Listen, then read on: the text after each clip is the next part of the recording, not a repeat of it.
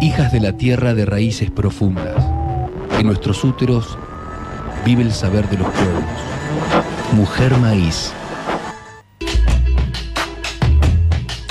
Y en el Día de la Madre, qué mejor que hablar de partos humanizados, ¿no? De partos rodeados de amor y de una manera totalmente diferente a lo que venimos acostumbrados. Ahí escuchábamos un audio, que fue la 7ª conferencia de parteras comunitarias en la tradición en Villa General Belgrano, en Córdoba. Esto fue en septiembre de este año.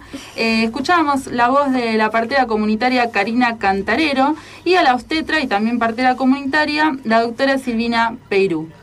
Así que bueno, pero para que nos hablen un poco mejor de esto y que nos cuenten detalladamente, tenemos unos invitados en el día de hoy, una hermosa madre, Violeta Osorio, que ha tenido su parto de esta manera, con su compañero Francisco Sanacero, que es partero. Buenas tardes, chicos. Buenas tardes. Buenas tardes, muchas gracias por la invitación. Gracias por venir y compartir acá con esas semillitas hermosas de luz, sus dos hijitas. Así que bueno, ¿de qué se trata esto del parto humanizado, amoroso? Bueno, a ver, tendríamos como que empezar con, hay un sistema ahora como el modelo de atención, sobre todo, bueno, en Argentina, de lo que es el embarazo y el parto, es un modelo de atención que está atravesado por la medicalización y la intervención de rutina. Esto es como que, de alguna manera, los partos han dejado de ser momentos fisiológicos, íntimos, de una familia, para convertirse en un acto médico, donde el rol protagónico lo tiene el equipo de salud, que es el que controla, dirige y de alguna manera manipula ese nacimiento para que se den los tiempos que ellos han estipulado. A raíz de como ese modelo de atención, que es un modelo mundial, pero en Argentina está como muy marcado, empiezan a surgir más o menos desde hace ya varios años todo como otro modelo que parte de la base de que el embarazo no es una enfermedad, es un hecho sano, y que el parto es un hecho fisiológico. Y que por ende lo que hay que hacer es cuidar el entorno para que ese proceso sano, fisiológico, natural, y que además es sexual, se dé sin tener que intervenir e invadir ese proceso. Eso sería un poco lo que viene a ser el parto humanizado, que es sacar la medicalización, sacar la intervención de rutina y respetar los tiempos que necesita una mujer y un bebé para nacer. ¿Y la ciencia avala los partos naturales, los partos en la casa? No solo los avala, sino que en lo que es los partos fisiológicos, sea independiente de que sea casa o una institución, hay estudios y la evidencia médica y científica demuestra no solo que no pasa nada, sino que es mucho más beneficioso para la madre y para el bebé. Muchas veces esto que llamamos la medicalización de rutina hace que haya efectos secundarios sobre el bebé y sobre la madre que traen complicaciones. Muchas veces se empieza a intervenir un proceso, una vez la mujer, por ejemplo, entra en la institución, empiezan a intervenir y la siguiente intervención que se realiza es para arreglar eso que dañaron con la primera intervención que se hizo. Y así seguimos hasta que terminamos, por ejemplo, con un niño en neo, que no lo hubiera necesitado. Entonces, la ciencia ha demostrado que a menor intervención y a menor medicalización es mucho más positivo para la madre y para el bebé.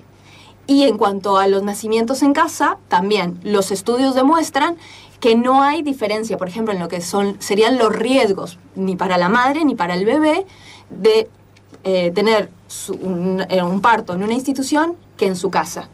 Obviamente, cuando hablamos de casa, siempre hablamos de mujeres sanas, con embarazos sanos y bebés sanos. O sea, es como una condición para es una condición, pero estamos hablando que eso más o menos se cumple en el 80% de los casos. Y también lo que han demostrado los estudios es que de alguna manera lo que le llamarían las contraindicaciones del parto en casa son más a nivel prejuicios. Es más el miedo que tenemos es eso lo que está en contra, más que realmente un problema médico o un problema científico. Claro. Y ahora las condiciones, ¿cuáles son las condiciones que uno tiene que tener en la casa para poder hacer el parto en la casa? No, porque existe como la idea generalizada, cuando uno dice, no, parto en casa, o sea, como que corre mucho más riesgo. Claro, te dicen y la asepsia y el...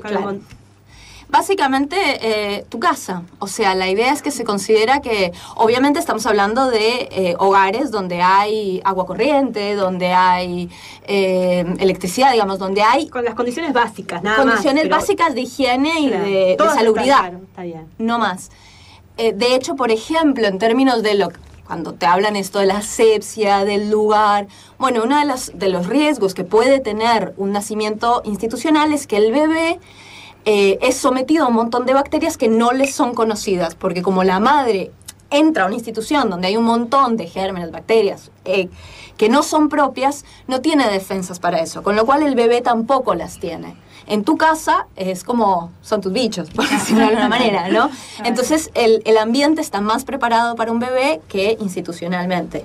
Lo que siempre decimos, me parece, que lo que tenemos que desandar como parteros cuando trabajamos para las familias es esto de los mitos y la cultura del miedo y de la urgencia y la emergencia, que después uno se da cuenta que no es tan así, pero uno también tiene que pensar que cuando también nace en el hospital o en una clínica, los 2 días vuelve a su casa, está bien, y ahí sigue con su crianza y con este nuevo integrante de esta familia. Entonces, en verdad es más desandar todo esto como... se cree que hoy el nacimiento, en estos 10 últimos años creció mucho el nacimiento en casa.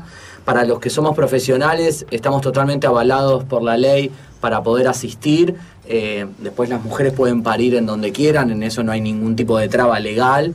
Se hacen los certificados de nacimientos propios de cada bebé que nace, pero... Eso es reciente, ¿no? ¿O ya...? No, esto es de hace muchos años que viene la ley. Lo que está pasando ahora es que quieren cambiar la ley, que es verdad, hay que actualizarla porque es más o menos del 60, la ley de obstetricia, de los que somos parteros, los que somos licenciados en obstetricia, y eso es verdad que hay que cambiarlo. Y lo que pasa en la pelea es que quieren sacar de nuestras incumbencias el parto en casa.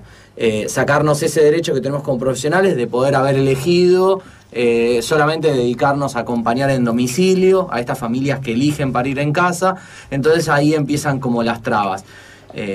Estamos tocando un montón de cuestiones políticas y económicas porque también, como decía antes, en estos 10 últimos años creció mucho y cada vez más gente elige parir en casa, a veces por miedo de las instituciones y a veces porque en verdad se cree que realmente es el mejor lugar para recibir a su hijo. No deja de ser un momento muy sexual dentro de la vida de una pareja y donde eligen la intimidad y lo familiar, como fue siempre el nacimiento, y no esto de entrar a un lugar que pareciera más como una fábrica y donde todos tendríamos que tener las mismas rutinas. Entonces por ahí se empieza a pensar más individualmente o se empieza a pensar también en el bebé, en decirle, bueno, el mejor lugar para recibir a mi hijo es casa. Siempre estamos hablando de nacimientos, por lo menos los que nos competen a nosotros, planificados, acompañados por profesionales, siguiendo durante todos esos 9 meses. Y el poder es esto, como decía Viole antes, mujeres sanas, de bebés sanos, de embarazos sanos, las que nos da ese plus de decir, ¿por qué no puede ser en casa? Digo. Y la verdad, lo que falta hoy en día es esto de la información, de no querer que se empodere la mujer, de que no pueda elegir en dónde quiere, con quién quiere, cómo quiere parir, desde la posición, desde las rutinas que decía Viole también, que en general son innecesarias. No dejamos de ser como medio como una fábrica dentro de lo que es el hospital. Le contamos a los oyentes que acá estamos con Frida, que se despertó recién y que ella es de un parto natural, parto en casa, ¿no, Violeta? Sí, Frida nació en casa hace ya casi 1 año, en la bañera de casa, en un parto que además de ser en casa es un parto después de una cesárea. Mi primera hija nació por cesárea y uno de los mitos con los que nos encontramos las mujeres que tenemos cesárea es que en general nos dicen que después de una cesárea hay que nuevamente ir a cesárea porque te enumeran un montón de riesgos que no son reales. Científicamente y médicamente no son reales, las estadísticas demuestran otra cosa. Entonces, como nos encontramos siempre con esa traba. Y de alguna manera, cuando se realiza una cesárea sobre una mujer, que ahora es como muy fácil que la hagan, como se vive de una manera muy ligera, incluso no te la describen como lo que es una cirugía mayor, sino como algo nada, es un tajito y el bebé sale y está perfecto, de alguna manera condicionan de ahí en adelante toda tu vida sexual y reproductiva. Por esto, después de cesárea, sigue cesárea y así. Claro, tal cual. Hoy se escuchan muchas estas campañas como para el otro lado informar como a la gente, informar a las mujeres, que está creciendo tanto que pareciera como una epidemia de cesáreas. Entonces es clave que una se informe, y no se informe cuando esté con la panza ya gestando, sino ahora, cuando por ahí todavía tengamos muy lejos el gestar y el parir, porque esto es parte de la vida. Entonces, como para llegar a ese momento y llegar con información, y no que nos quieran vender cualquier cosa y nos terminen operando porque en una hora no dilaté y cosas así que son absurdas. De hecho, las muchas mamás cuando llegan al hospital también son un maltrato tienen. Tal cual. Me ha pasado con una amiga que llegó rompió bolsa y como no se dio cuenta, perdió un poquito nada más, me contaba que el maltrato fue increíble en el hospital, pero cómo le gritaron, las enfermeras la llevaron directamente y ella sin saberlo. Así que fue todo un tema de traumático en ese momento, porque la maltrataban porque no sabía que tenía que estar en el médico. Eso está bueno entenderlo. Me parece que la violencia de género, la violencia obstétrica en este caso, es medio invisibilizada, porque uno está pensando en, bueno, estoy trayendo un hijo al mundo, me tengo que portar bien, tengo que hacer todo lo que me dicen, y esta entrega como del útero y como resolverme el asunto, cada uno con Viole, y es un placer estar compartiendo como la vida con ella y la misma mirada.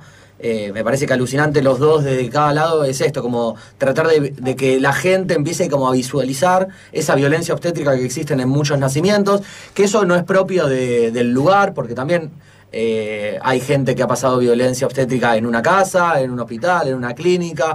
Eso está bueno como denunciarlo, eso está bueno el contarlo, el verbalizarlo, el ponerle palabras, porque si uno no le pone palabras y no entiende y empieza como a tomarlo, como a naturalizarlo, ¿viste? Como, bueno, es normal que se me suban encima para que nazca el bebé y que me aprieten la panza y que me griten y que me aten las piernas y que me acuesten. Y que no me dejen estar acompañada en el momento del nacimiento, y que a mi hijo se lo lleven y le hagan intervenciones innecesarias.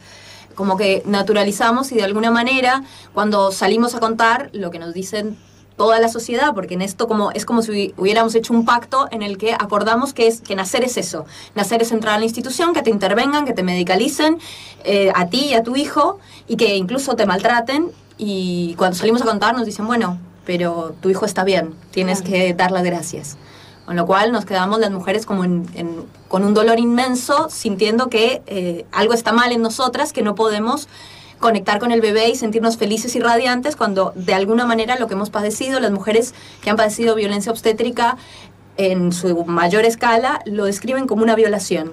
O sea, han vivido una violación donde se les han abierto las piernas, les han introducido las manos en la vagina, las han cortado, las han insultado, las han drogado. O sea, hay un montón de cosas que son muy similares y que se viven como algo traumáticamente. Natural, y algo natural. Y es que hay también mucha desinformación. Yo pensaba esto cuando vos contabas, y también que sí, está totalmente naturalizado que hay que sufrir para traer un niño al mundo, y que también las mujeres en esta vorágine de que, bueno, viven, ¿no es cierto?, sin detenerse mucho a analizar ciertas cosas, no sabe dónde acudir o dónde ir. Y lo que yo estaba viendo, leyendo un poco las notas también de Violeta, que tenés un blog y que está muy interesante, que después nos contás a ver si la gente quiere leer, dónde lo puede encontrar, que hay muchos grupos de mujeres que se encuentran para poder llegar al parto de esta manera y también después de tener al niño, ¿no? Hay sí. varios lugares o... Sí, de alguna manera lo que se está viendo ahora es que